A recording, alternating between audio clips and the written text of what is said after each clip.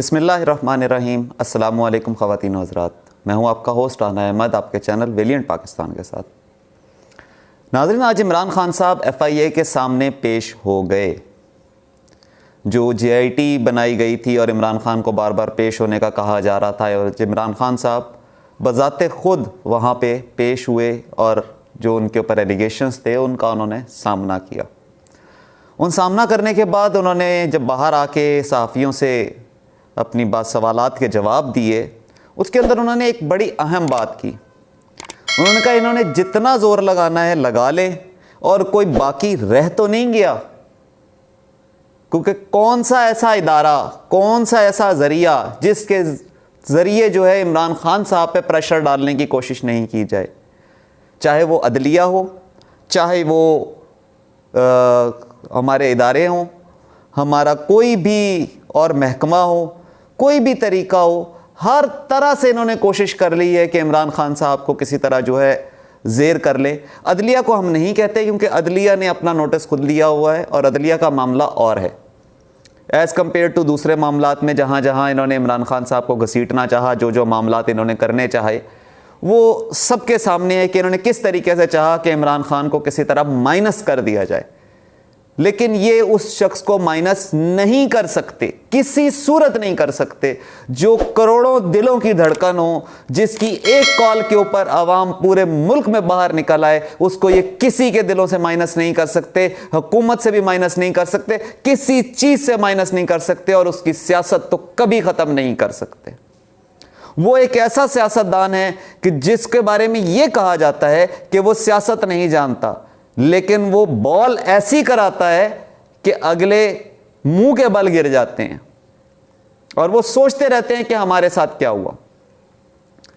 उन्होंने कारकुनों को बिल्कुल तैयार रहने की बात कर दी है। उन्होंने कहा जी कि मैं किसी भी वक्त कॉल दे सकता हूं और किसी भी वक्त एहतजाज के लिए बुलवा सकता हूं, और ये जब सब लोग इस्लामाबाद के ऊपर की तरफ आएंगे तो क्या ये इतने बड़े क्राउड को कंट्रोल कर सकेंगे? ये 27 किलोमीटर का दारुल खिलाफा इस काबिल नहीं कि ये इतनी बड़ी आबादी को जो मार्च करती हुई, जो एहतजाज करती हुई, और एहतजाज पुरअमन होता है PTI का, कभी उसमें ऐसा खून खराबा या ज़ोर ज़बरदस्ती या कोई लड़ाई मार कुटाई कुछ नहीं होता।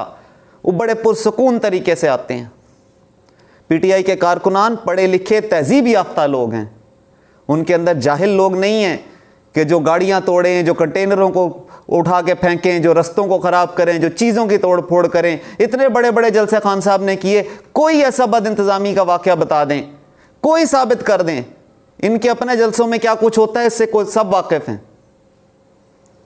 ये जिन साजिशों के साथ मिलके, साजिशियों के साथ मिलके जो जो करना चाह रहे हैं खान साहब के ख़िलाफ़, इनका कोई हरबा, इनका कोई तरीका कारगर नहीं हो रहा। खान साहब हर बॉल को फेस कर रहे हैं इनकी, और हर बॉल को उठा उठा के बाउंड्री से बाहर मार रहे हैं।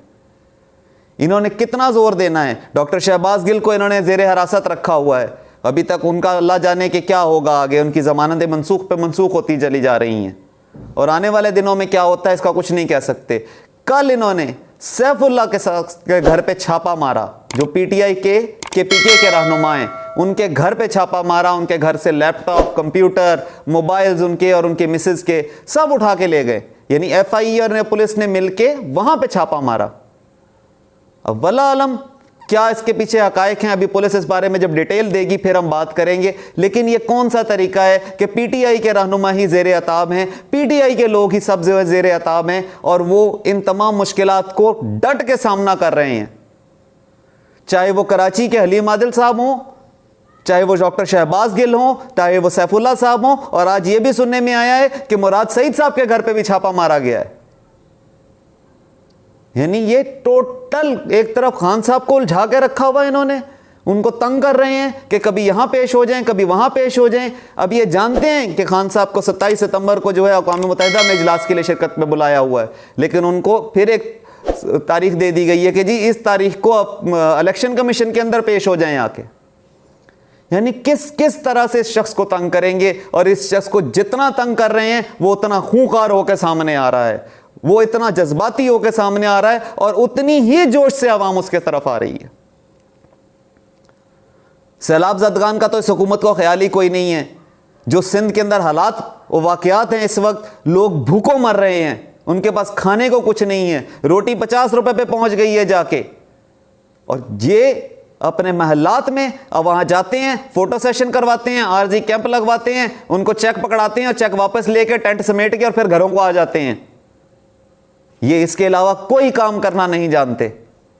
अवाम वहां ये हालत हो चुकी है लोगों की कि उनके जिस्मों में ताकत नहीं है। वहां के लोगों ने कुछ हमें बताया है कि इस वक्त लोग वहां इतनी बेबसी की हालत में हैं कि लोग भूखों मर रहे हैं, उनके पास खाने को नहीं है, पीने को नहीं है, अद्वियात नहीं है, बीमारियां इतनी है जिसकी कोई हद नहीं है। एक रिपोर्ट के मुताबिक 4000 मलेरिया के केस रिपोर्ट हो चुके हैं सिंध से अब तक। इंटीरियर सिंध की बात कर रहा हूं मैं, शहरों की बात नहीं कर रहा। डेंगू ने तो अपना सर उठा ही लिया है, वो तो इस्लामाबाद के अंदर भी केसेस रिपोर्ट हो रहे हैं, तकरीबन 7 अफराद कल जाँ भाग हुए हैं। तो ये हर तरफ से इसी तरह कर रहे हैं और हर मामलात इनके इसी तरफ जा रहे हैं और इनकी समझ में नहीं आ रहा कि ये किस तरीके से अपने आप को कंट्रोल करें। इनसे अगर नहीं सब कुछ चल रहा तो भाई इलेक्शन कराओ। इलेक्शन क्यों नहीं करवाते? ये इलेक्शन करवाएंगे तो सारे मामलात हल होंगे।